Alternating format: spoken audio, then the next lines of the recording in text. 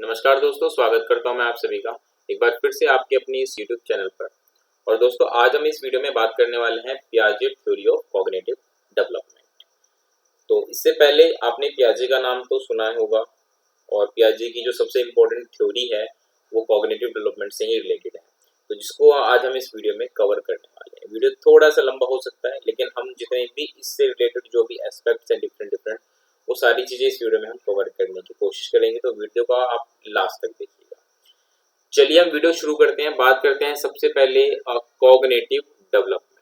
तो cognitive development में जो ये वर्ड है कॉग्निटिव, जिसको हम बोल सकते हैं हिंदी में मानसिक, तो ये किसको रिप्रेजेंट करता है? मानसिक क्या है? मानसिक का तो मानसिक का मतलब हमारा इसका संबंध होता है जो हमारी बुद्धि है उससे। ठीक है, जो बुद्धि है वो कई तरह के मानसिक क्रियाएं करती है, जैसे सोचना, समझना, चीजों को देखना, उसका ग्रहण करना, इंफॉर्मेशन अपने अंदर आत्मसात करना, ठीक है, रिस्पॉन्स देना और तुलना करना, वर्गीकरण करना। तो ये कुछ मानसिक क्रियाएं हैं। तो ये जो मानसिक क्रियाएं जो हमारा बुद्धि जो हमारी करती है, वो सारे के सारे इसमें कवर होते हैं कॉग्निटिव में। ठीक है, तो कॉग्निटिव का संबंध जो बुद्धि हमारी जो भी आ, आप कह सकते जो मानसिक क्रियाएं करती हैं, वो सारा का सारा कॉग्निटिव कहलाता है। तो ये कैसे डेवलप होता है ओवर अ पीरियड, इसको बताया था पियाजे ने अपनी थ्योरी में। तो हम अगर आगे बढ़ें इस थ्योरी में, तो सबसे पहले हमें कुछ इंपॉर्टेंट कंसेप्ट्स जो हैं वो पता होने चाहिए इस थ्योरी को जानने से पहले। और ये जितने भी इंपॉर्टेंट कंसेप्ट हैं ये पियाजे द्वारा ही दिए गए थे। ठीक है, तो उसमें इन्होंने सबसे पहला जो इंपॉर्टेंट कंसेप्ट दिया था वो इन्होंने दिया था अडेप्टेशन का। अडेप्टेशन, और उसके बाद इन्होंने अडेप्टेशन को भी दो पार्ट में बांट दिया था इन्होंने, एसिमिलेशन, एसिमिलेशन, और एक इन्होंने बताया था इसका एकोमोडेशन। एकोमोडेशन, अगर मैं हिंदी में बात करूं तो अडेप्टेशन को आप कह सकते हैं हिंदी में अनुकूलन। यहां मैं लिख देता हूं अनुकूलन। एसिमिलेशन को हम कह सकते हैं आत्मसातकरण। आत्मसातकरण। और अगर मैं बात करूं एकोमोडेशन को, तो एकोमोडेशन कह सकते हैं हम समायोजन।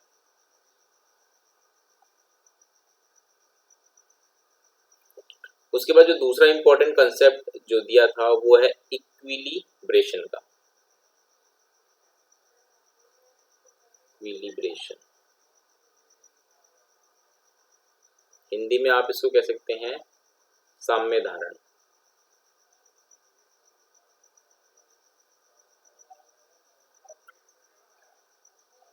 तीसरा जो इंपॉर्टेंट कंसेप्ट है वो है कंजर्वेशन का। कंजर्वेशन, इसको आप कह सकते हैं हिंदी में संरक्षण। फोर्थ जो इंपॉर्टेंट है वो है स्कीम्स। स्कीम्स, और एक होता है स्कीमा। स्कीम्स और स्कीमा। तो स्कीम्स और स्कीमा दोनों सुनने में तो सिमिलर से लग रहे हैं, लेकिन ये काफी अलग होते हैं एक दूसरे से। हिंदी में भी हम इसको स्कीम्स और स्कीमा ही कहते हैं, तो इसके लिए स्पेशल से मुझे हिंदी बताने की जरूरत नहीं है। अगला है डिसेंटरिंग। डिसेंटरिंग, इसको आप हिंदी में कह सकते हैं विकेंद्रण। तो ये लगभग 6 कुछ इंपॉर्टेंट कॉन्सेप्ट्स हैं जो कि पियाजे ने अपनी थ्योरी में इन वर्ड्स को मेंशन किया है, और इन वर्ड्स को एक्सप्लेन भी किया है कि ये क्या होते हैं। और मैंने भी इससे पहले जो प्रीवियस वीडियोस बना रखी हैं उसमें मैंने फर्स्ट से लेके 5th तक के सारे डिस्कस कर रखे हैं। तो मैं आपको रिकमेंड करूंगा आप जाएं उस वीडियो को देखें। उसका लिंक मैं ऊपर आई बटन आपको दिख रहा है, यहाँ पे दे रखा है मैंने, और नीचे जो कमेंट बॉक्स है वहां भी आप चले जाएं, वहां भी आपको लिंक मिल जाएगा। तो फर्स्ट से लेके 5th तक के जो भी इंपॉर्टेंट कॉन्सेप्ट्स जो दिए थे इस कोर्स से रिलेटेड, वो मैंने वहाँ डिटेल में कवर रखे। तो यहाँ मैं इसको कवर नहीं करने वाला क्योंकि काम का वीडियो लंबी हो जाएगी। हाँ, डिसेंटरिंग मैंने अभी तक नहीं बताया किसी भी वीडियो में, तो मैं इसको यहाँ आपको बता देता हूँ। देखिए, डिसेंटरिंग का मतलब ऐसी क्षमता से है, ऐसी क्षमता जिसमें बच्चा वस्तुनिष्ठ ढंग से सोचना शुरू कर देता है, वस्तुनिष्ठ ढंग से या वास्तविक रूप से, वास्तविक ढंग से सोचना शुरू कर देता है। मतलब वो थिंकिंग जो करता है वो फैक्ट बेस्ड होते हैं, चीजों को रियलिस्टिक वे में जानता है, उनके पहलुओं को समझता है और तब उसके बारे में सोचता है। तो ये जो ऐसी एबिलिटी है, जो क्षमता है जिसमें बच्चा किसी चीजों को वास्तविकता के आधार पर, उसकी वस्तुनिष्ठता के आधार पर सोचता है या समझता है उसके बारे में, ऐसी थिंकिंग जब डेवलप हो जाती है तो उसको पियाजे ने क्या रखा है कि एक गुण है डीसेंटरिंग का, ठीक है, यानी कि विकेंद्रण का। चलिए आगे बढ़ते हैं। इसके बाद हम बात करें जो पियाजे की जो थ्योरी है, ये इसमें इन्होंने 4 स्टेजेस मेंशन कर रखे हैं। जो इन्होंने डेवलपमेंटल थ्योरी बताई कॉग्निटिव की, इसको इन्होंने 4 स्टेजेस में बता रखा है कि इस 4 स्टेजेस में ये जो है डेवलपमेंट होता है। सबसे पहला स्टेज जो इन्होंने बता रखा है सेंसरी मोटर स्टेज, यानी कि आप इसको कह सकते हैं हिंदी में संवेदी सॉरी मैंने गलत लिख दिया, संवेदी लिखना है मुझे।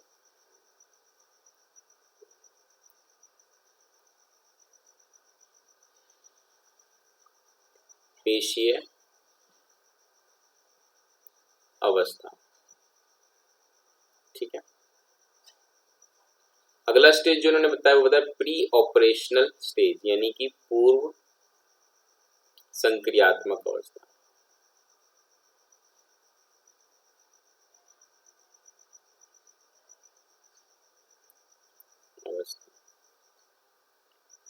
अगली जो स्टेज है वो है कंक्रीट ऑपरेशनल स्टेज, यानी कि मूर्त संक्रियात्मक अवस्था।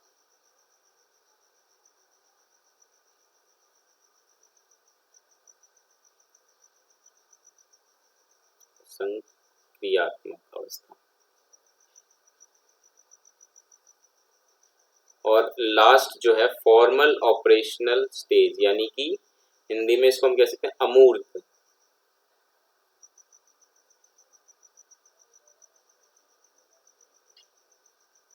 अमूर्त संक्रियात्मक अवस्था। तो ये 4 स्टेजेस जो हैं पियाजे ने अपनी थ्योरी में बता रखी। आइए अब हम डिटेल में एक एक स्टेजेस को पढ़ते हैं। सबसे पहले अगर हम बात करें सेंसरी मोटर स्टेज की, तो सेंसरी मोटर स्टेज जो है इसका जो टाइम होता है वो 0 से 2 साल का होता है, ठीक है। 0 से जो 2 साल का पीरियड है इसको कहा जाता है सेंसरी मोटर स्टेज। अब इसमें क्या क्या गुण होते हैं बच्चे में वो हम जानने की कोशिश करते हैं। तो देखिए सबसे पहला गुण इसमें जो हमें बच्चों में देखने को मिलता है वो होता है कि ये जो एज होती है इसमें बच्चा रिफ्लेक्सिव एक्टिविटीज बहुत करता है, रिफ्लेक्स एक्टिविटीज बहुत करता है बच्चा, एक्टिविटीज। और इसमें भी खासकर जो शुरू के 0 से 30 दिन होते हैं, 30 डेज, यानी कि 1 महीने तक बच्चे में ये बहुत ही ज्यादा देखने को मिलता है। उसके बाद अगले जो 4 महीने होते हैं बच्चे के, उसमें ये धीरे धीरे रिफ्लेक्सिव एक्टिविटीज कम होना शुरू हो जाती हैं। अब रिफ्लेक्सिव एक्टिविटीज क्या होती हैं उसको हम समझ लेते हैं। देखिए रिफ्लेक्सिव एक्टिविटीज मतलब ऐसी एक्टिविटीज जो कि अपने आप हो जाती हैं और उन पर हमारा इतना कंट्रोल नहीं होता। जैसे कि आप अभी भी देखते होंगे आपकी पलकें झपक जाती हैं अपने आप ही, क्या उस पर आपको कंट्रोल है? क्या आप उसको काउंट करते हैं कि भाई इतनी इतनी पलकें झपकनी चाहिए 1 मिनट में मेरी? नहीं, वो ऑटोमेटिक अपने आप झपक जाती है। इतना आप उस पर फोकस नहीं करते अपनी पलकों पे कि भाई मुझे कब झपकाना है, नहीं, वो ऑटोमेटिक होती है। क्यों? क्योंकि वो एग्जाम्पल हो गया रिफ्लेक्सिव एक्टिविटीज का, ठीक है। तो रिफ्लेक्सिव एक्टिविटीज ऐसी एक्टिविटीज होती हैं जो कि ऑटोमेटिक होती हैं, उस पर हमारा इतना कंट्रोल नहीं होता। तो आपने देखा होगा कि छोटे बच्चे जो होते हैं वो स्टार्टिंग में 0 से जो 30 दिन का स्पेशल में बात करूँ पीरियड, इसमें रिफ्लेक्सिव एक्टिविटीज बहुत करते हैं, पैरों को हिलाना, हाथों को पटकना इधर उधर, ठीक है, ये बहुत करते हैं। अगला हम बात करें तो जैसे जैसे बच्चा बड़ा होता जाता है, लगभग 8-9 महीने का होता जाता है धीरे धीरे, तो अब बच्चे में एक गुण और विकसित होता है जिसको हम बोल सकते हैं इमिटेशन। इमिटेशन, इमिटेशन को आप कह सकते हैं हिंदी में अनुकरण, अनुकरण कह लीजिए या नकल करना कह लीजिए आम भाषा में, कि बच्चा नकल करना शुरू कर देता है। आपने देखा होगा इस स्टेज में, जैसे कि अगर मान लीजिए अगर वो आपको कंघी करता हुआ देखता है तो वो भी अब कोशिश करता है कंघी करने की, है ना। लगभग 9-10 महीने का बच्चा कोशिश करता है कंघी करने की, ऐसे उठाता है कंघी को, बालों में लगाता है। इसके अलावा आपने देखा होगा इस स्टेज में जो होता है सेंसरी मोटर स्टेज में बच्चा क्या करता है, अगर आप वो फोन पर बात करते हुए देख रहा है तो वो भी एक्टिंग करता है फोन पे बात करने की, मतलब वो आपकी नकल करता है, ठीक है। तो ये एक एग्जाम्पल हो गया इमिटेशन का, इसमें बच्चा इमिटेशन करता है और इससे काफी कुछ वो सीख रहा है धीरे धीरे, उसमें बहुत सारे कंसेप्ट डेवलप हो रहे हैं इस चीज को लेकर। और तीसरी जो मैं बात कर रहा हूँ इस स्टेज में बच्चे में ऑब्जेक्ट परमानेंस जो है वो डेवलप हो जाता है, object permanence. Object permanence Hindi में मैं इसको कह सकता हूँ वस्तु स्थायित्व। वस्तु स्थायित्व का जो गुण है बच्चे में इस स्टेज में डेवलप हो जाता है। वस्तु स्थायित्व का मतलब ये है कि कोई भी वस्तु स्थायी है, ऐसा नहीं कि कुछ क्षण भर के लिए, स्थायी है वो। अब होता क्या है कि इस स्टेज के शुरुआत में, सेंसरी मोटर स्टेज के शुरुआत में बच्चे में ये गुण नहीं होता। मतलब क्या होता है कि अगर बच्चे के नजर के सामने जब तक कोई चीज है तब तक वो समझता है कि इस दुनिया में है वो, जैसे ही उसके नजर से वो चीज गायब हुई वो सोचता है वो चीज है ही नहीं इस दुनिया में, उसके बारे में बल्कि सोचता ही नहीं है कि कुछ है भी ऐसा कुछ, ठीक है। मतलब उसका स्थायित्व वो तभी तक समझता है जब तक वो उसकी नजरों के सामने। से छोटा सा एग्जांपल दूं तो आपने अक्सर किया भी होगा, छोटे बच्चों को वैसे ही मतलब दिखाने के लिए आप उसके नजरों से कोई चीज उठा दी, हटा दी, पीछे छुपा ली और उसको बहाना बना दे कि देखो वो चिड़िया ले गई। अब बच्चा सोचता है कि वो सच में वो चिड़िया ले गई, तो वो उसके बारे में ज्यादा खोजबीन नहीं करता, ठीक है, वो शांत हो जाता है। लेकिन जैसे जैसे बच्चा इसी स्टेज में, सेंसरी मोटर स्टेज में, जैसे जैसे बच्चा 18 महीने 20 महीने का हो जाता है उसमें ऑब्जेक्ट परमानेंस आ जाता है। मतलब अब वो ये समझने लगता है कि वो वस्तु चाहे मेरी नजरों के सामने हो चाहे ना हो, उसका स्थायित्व बना हुआ है, वो अभी भी है। इसीलिए जब आप क्या है कि जब बच्चा बड़ा हो जाएगा, 18-20 महीने का हो जाएगा, इतने बड़े बच्चे को अगर आप वो चीज दोहराने की कोशिश करें कि भाई तुम्हारी ये चीज चिड़िया ले गई, बच्चा जल्दी नहीं मानता, वो समझता है कि आपने उस चीज को पीछे छुपा लिया और खोजबीन शुरू कर देता है, क्योंकि इस स्टेज के आखिर तक बच्चे में वस्तु स्थायित्व का जो गुण है वो विकसित हो जाता है। तो इस सेंसरी मोटर स्टेज की कुछ इंपॉर्टेंट कंसेप्ट है, ठीक है। सबसे बड़ी बात है कि इस स्टेज में बच्चा अपने सेंसेस से सीखता है, इसीलिए इसका नाम सेंसरी मोटर है।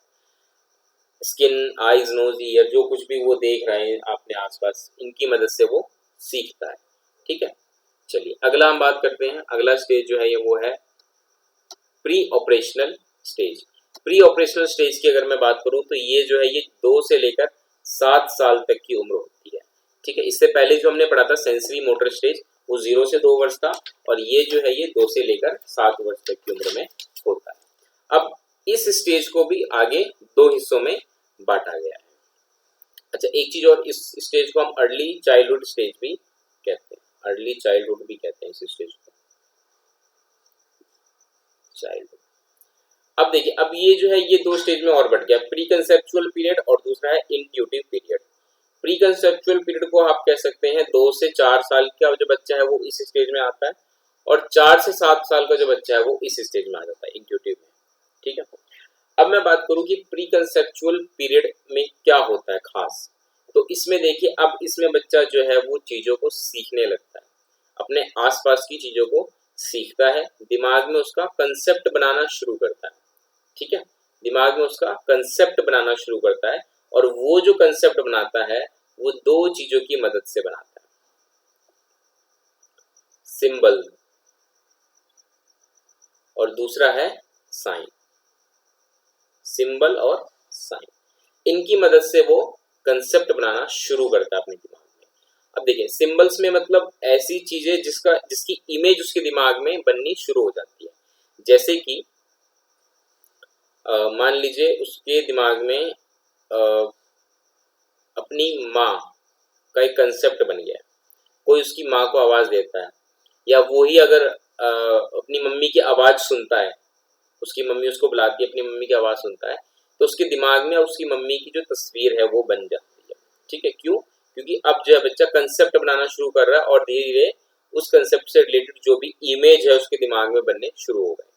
पानी की बात करते हैं तो पानी का बात करते हैं, उसके दिमाग में पानी कैसी होती है, तरल लिक्विड होती है, ये सारी चीज के दिमाग में आ जाती है, इमेज आ जाती है उस चीज की।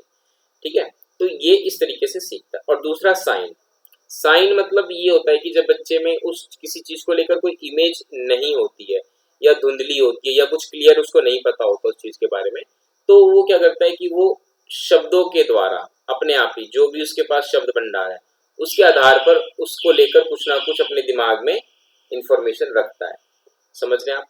देखिए, अगर उसके पास उस चीज को लेकर क्लियर इमेज है तो सिंबल यहाँ पर काम करे, अगर नहीं है तो शब्द के द्वारा या किसी चिन्ह के द्वारा वो अपने दिमाग में उस इंफॉर्मेशन को रखता है। ठीक है, तो यहाँ पे क्लियर इमेज नहीं होती है जब किसी चीज की, तो वो साइन का इस्तेमाल करता है उस कंसेप्ट को लेकर के। ठीक है, और जब इमेज होती है क्लियर तो सिंबल का इस्तेमाल होता है। तो इस तरीके से प्री कंसेप्चुअल पीरियड में बच्चा दो तरीके से कंसेप्ट बनाना शुरू कर देता है। ठीक है, इसके अलावा इस स्टेज में बच्चा ठोस वस्तु का चिंतन, मतलब जो चीज उसके सामने है उसका वो चिंतन करना शुरू कर देता है। ठोस वस्तु का चिंतन, ठोस वस्तु का चिंतन करना बच्चा शुरू कर देता है, उसके बारे में सोचता है, जो चीज उसके सामने है उसकी इमेज बनाता है। वहीं अगर मैं बात करूं तो इस स्टेज में कुछ लिमिटेशंस भी होती हैं, यानी कि सीमाएं भी होती हैं। मतलब बच्चे में ये गुण इस स्टेज में विकसित नहीं होते। जैसे कि सबसे पहला, इस स्टेज में बच्चे में ना जीववाद पाया जाता है। जीववाद यानी कि एनिमिज्म आप इसको कह सकते हैं, एनिमिज्म, जीववाद बच्चे में पाया जाता है। इसमें क्या होता है, इसमें बच्चा अक्सर चीजों को जीवित समझना शुरू कर देता है कि मतलब वो जीवित समझता है चीजों को, क्योंकि उसके में जीववाद है भी। जैसे कि आपने देखा होगा, अगर इस स्टेज में अगर मान लीजिए बच्चे को चोट लग जाती है तो आप तुरंत कहते हैं ले मैं इस दीवार, मतलब जैसे फर्श से चोट लगी तो आप कहेंगे ले मैं भी इसकी पिटाई कर देता हूँ। फर्श की आप पिटाई करते हैं, उसको दिखाते हैं जो झूठ मूठ का कि भाई मारते हैं फर्श पे, और बच्चे को लगता है कि भाई उसकी भी पिटाई हो गई। तो इस तरीके का गुण बच्चे में देखने को मिलता है इस स्टेज में। ठीक है, इसको हम बोलते हैं जीववाद, कि जब वो निर्जीव चीजों को भी सजीव समझता है। दूसरा, इस स्टेज में बच्चा जो होता है वो आत्म केंद्रित ज्यादा होता है। आत्म केंद्रित, या आप इसको कह सकते हैं इंग्लिश में ईगो सेंट्रिक होता है बच्चा ज्यादा। ठीक है, ईगो सेंट्रिक होने का ये मतलब होता है कि बच्चा हर चीज सोचता है कि उसी के लिए है, ये दुनिया उसके लिए है, उसके मम्मी पापा सिर्फ उस दुनिया में उसी के मम्मी पापा हैं।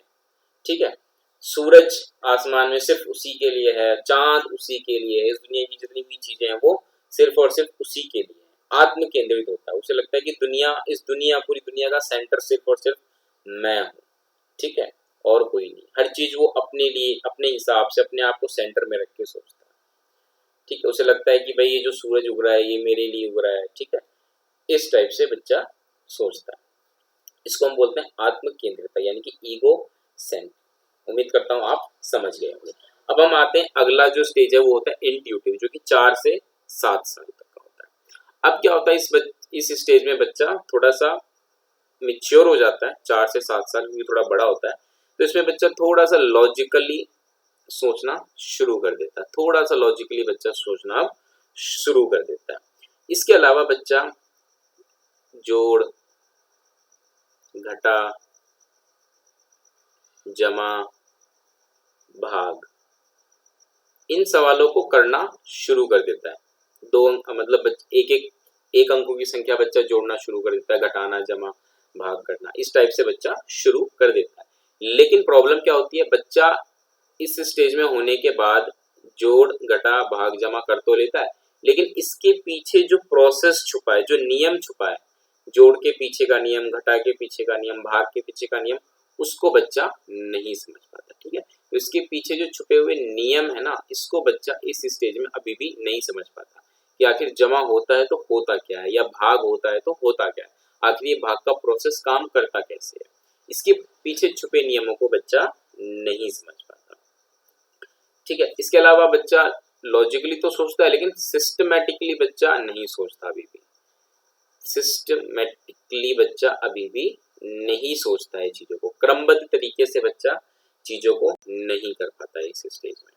इसके अलावा अगर मैं बात करूं यहाँ पे, तो बच्चे में रिवर्सिबिलिटी, यहाँ मैं लिख देता हूँ इंग्लिश में, रिवर्सिबिलिटी, का जो गुण है, यानी कि हिंदी में आप इसको कहते हैं पलटावी का गुण। पलटावी का जो गुण है बच्चे में विकसित इस स्टेज में नहीं होता है। ठीक है, अब ये होता क्या है पलटावी का गुण? पलटावी का गुण अगर मैं एग्जांपल दूं, अगर हम बच्चे को कह रहे हैं कि भाई 2 गुना 4 मान लीजिए 8 होता है, हमने बच्चे को बता दिया कि 2 गुना 4 8 होता है। अब मैं बच्चे को बता दूं कि भाई 8 जो है इसको अगर हम भाग कर दें वापस 4 से तो कितना आएगा 2। तो बच्चा ये तो सीख गया कि 2 गुना 4 8 होता है, लेकिन 8 भाग 4 वापस से 2 बन जाएगा। ये बच्चा इस चीज को नहीं समझ पाता। हालांकि ये जो प्रोसेस है ये इसका बिल्कुल उल्टा है, रिवर्स प्रोसेस है। एक दूसरा एग्जांपल अगर मैं आपको देने की कोशिश करूं कि बच्चा जो है मान लीजिए घर से अपने घर से स्कूल जाता है, ठीक है, तो घर से जो स्कूल की दूरी है उतनी ही दूरी स्कूल से घर की होगी, ये हम समझते हैं। लेकिन बच्चा इस चीज को नहीं समझ पाता इस स्टेज में। क्यों? क्योंकि एक रिवर्स थिंकिंग होगी ना, उल्टा सोच रहे हैं कि भाई जो दूरी घर से स्कूल की है वही दूरी तो स्कूल से घर की होगी। लेकिन इस स्टेज का जो बच्चा होता है उसमें ये थिंकिंग डेवलप होना थोड़ा सा मुश्किल होती है, क्योंकि पलटावी का गुण बच्चे में इस स्टेज में नहीं विकसित हो पाता है। चलिए, तो ये था प्री ऑपरेशनल स्टेज। आगे बढ़ते हैं। ठीक है, आगे अगर हम बात करें तो अगला जो स्टेज आ जाता है वो आ जाता है concrete operational stage. Concrete operational stage की बात करूं तो ये जो होता है ये 7 से 12 साल तक की उम्र का होता है। और क्योंकि बच्चा अब इस स्टेज में काफी बड़ा हो जाता है, लगभग 12 साल का बच्चा लगा लीजिए आप, 6ठी 7वीं क्लास में बच्चा जो है वो आ जाता है, तो बच्चा अब काफी बड़ा हो चुका होता है। तो कंक्रीट ऑपरेशनल स्टेज, हिंदी में इसको हम बोलते हैं मूर्त। कंक्रीट को बोलते हैं मूर्त, मूर्त कह लीजिए या ठोस। मतलब ये है कि इस स्टेज में बच्चा जो थिंकिंग है यानी कि उसका जो चिंतन है वो पूरी तरीके से किस पर निर्भर है? मूर्त वस्तुओं पर, मूर्त वस्तुओं पर आधारित है उसका चिंतन। इसका क्या मतलब है? मूर्त वस्तुएं क्या होती है? मूर्त वस्तुएं वे वस्तुएं होती हैं जो बच्चे की नजरों के सामने होती हैं। ठीक है, अगर आप बच्चे को कुछ भी पढ़ाते हैं, कुछ भी समझाते हैं, तो बच्चे के सामने वो चीज होनी चाहिए, तभी बच्चा उस चीज को अच्छे से समझ पाता है।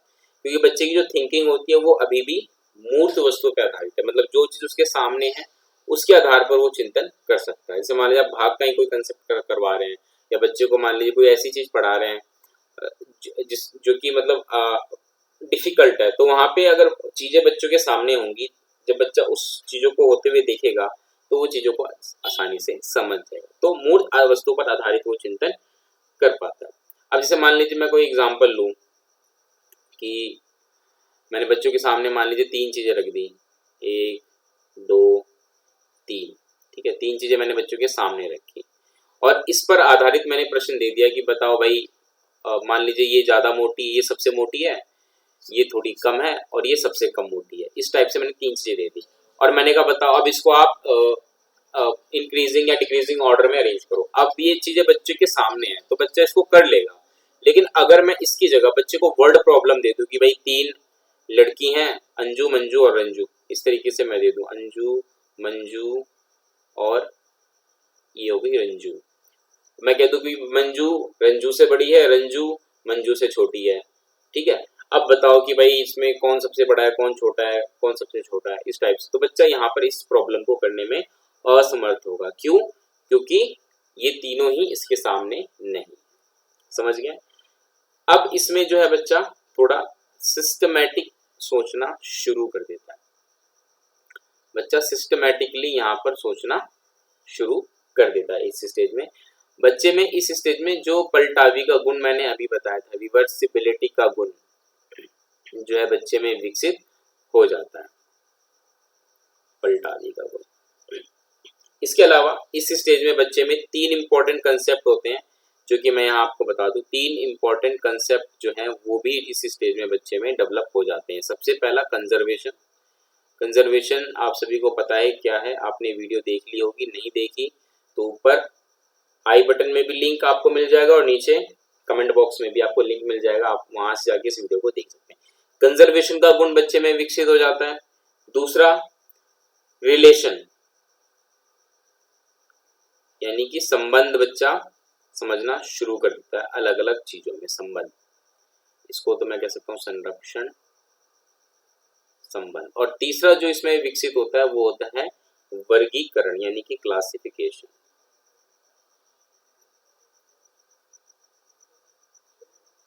ठीक है, वर्गीकरण।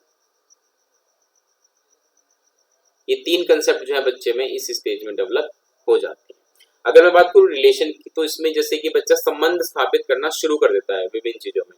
अब जैसे मान लीजिए तीन, मैंने यहाँ पे एग्जांपल ही लिया इन तीन चीजों का कि भाई सबसे मोटी चीज, उससे मोटी और सबसे कम मोटी। तो ये क्या है, ये रिलेशन ही तो है इन तीनों का आपस में, एक संबंध ही तो स्थापित हुआ है। तो ये चीजें बच्चा इस स्टेज में सीख जाता है। ठीक है, इसके अलावा क्लासिफिकेशन, चीजों को उनके गुण के आधार पर बांटना शुरू कर देता है। चार पैर वाले जानवर होते हैं, उड़ने वाले पक्षी होते हैं, ठीक है, घास खाने वाले और दूसरे जानवरों को खाने वाले और पेड़ पौधे खाने वाले। इस आधार पे उनके गुण के आधार पे बच्चा क्लासिफिकेशन करना शुरू कर देता है। तो ये सारी चीजें इस स्टेज में बच्चे में डेवलप हो जाती हैं। और अगर मैं बात करूं कि इस स्टेज में लिमिटेशन क्या होती है, सबसे बड़ी लिमिटेशन इस स्टेज की, तो इस स्टेज की जो लिमिटेशन है यानी कि सीमा है वो ये है कि बच्चा इस स्टेज में अमूर्त चिंतन बिल्कुल भी नहीं कर पाता। अमूर्त चिंतन बच्चा नहीं कर पाता। इसका मतलब अगर आप कोई ऐसी चीज बच्चे को करवा रहे हैं जो उसके सामने है ही नहीं, मान लीजिए आप बच्चे को सोलर सिस्टम पढ़ाना शुरू कर दें, तो हो सकता है बच्चा सोलर सिस्टम ना समझ पाए क्योंकि उसने आज तक अपने आसपास वो चीजें नहीं देखी हैं या वो उस चीज को विजुअलाइज ही ना कर पाए। अब हम अमूर्त चिंतन तो तभी करेगा ना बच्चा जब दिमाग में उसको विजुअलाइज कर पा रहा होगा, दिमाग में उसकी इमेज, उसके उस प्रोसेस को वो होता हुआ इमेजिन कर पा रहा होगा, तभी तो बच्चा अमूर्त चिंतन करेगा। तो इस स्टेज में बच्चे में ये सारी चीजें नहीं होती है। चलिए आगे बढ़ते हैं। अगला जो है वो है फॉर्मल ऑपरेशनल स्टेज। ये सबसे लास्ट स्टेज होती है और ये लगभग 11 साल से लेकर अडल्टहुड, अडल्टहुड मतलब भाई 17-18 साल तक की जो एज होती है वहां तक होती है। ठीक है, तो अडल्टहुड तक जो है बच्चा इस स्टेज में होता है फॉर्मल ऑपरेशनल स्टेज। अब देखिए सबसे लास्ट स्टेज है और लगभग जो मानसिक विकास है बच्चे का, कॉग्निटिव डेवलपमेंट, वो अपने पीक पर पहुंच जाता है, मतलब सबसे टॉप पर पहुंच जाता है। अब बच्चा जितने भी तरह के मूर्त चिंतन है वो तो कर ही लेता है, इसके अलावा बच्चा अमूर्त चिंतन भी करना शुरू कर देता है। अमूर्त चिंतन मतलब जो चीजें उसके सामने नहीं है उसके बारे में भी वो दिमाग में सोचना शुरू कर देता है। और इसके अलावा बच्चे में इस स्टेज में विकेंद्रण का विकास हो जाता है। इस स्टेज में जाके बच्चे में विकेंद्रण यानी कि डिसेंटरिंग जो हमने स्टार्टिंग में पढ़ा था, इसका विकास इस स्टेज में बच्चे में हो जाता है। चीजों को वस्तुनिष्ठ ढंग से सोचना, वास्तविकता के आधार पर सोचना बच्चे में इस स्टेज में डेवलप हो जाता है। इसके अलावा जो उसकी थिंकिंग होती है वो पूरी तरीके से क्रमबद्ध होती है, पूर्ण क्रमबद्धता उसकी थिंकिंग में आ जाती है। ठीक है, देखिए क्रमबद्धता होना बहुत जरूरी होती है। अगर क्रमबद्धता होगी थिंकिंग में तो जो समस्या है, समाधान से समस्या तक पहुंचना आसान हो जाता है। ठीक है, जो भी सॉल्यूशन, अगर आप हाइपोथेसिस बनाते हैं किसी भी प्रॉब्लम के, तो वहां से सॉल्यूशन तक पहुंचना, प्रॉब्लम के सॉल्यूशन तक पहुंचना आसान हो जाता है अगर पूर्ण क्रमबद्धता होती है थिंकिंग में। तो ये चीज बच्चे में इस स्टेज में डेवलप हो जाती है। लगभग बच्चा हर तरह की थिंकिंग अब इस स्टेज में कर लेता है। उसको मतलब कि किसी खास तरह के मतलब इसमें लिमिटेशंस हमें देखने को नहीं मिलती है इस स्टेज में। तो ये जो थी पूरी 4 स्टेजेस इन्होंने बताए थे पियाजे ने कॉग्निटिव डेवलपमेंट से रिलेटेड, और आज भी एजुकेशन में इसका बहुत ही ज़्यादा इस्तेमाल होता है। उम्मीद करता हूँ वीडियो आपको पसंद आई होगी। पसंद आई हो तो ज़रूर लाइक करिएगा और हमें ये भी बताइए कमेंट करके कि आपको वीडियो कैसी लगी।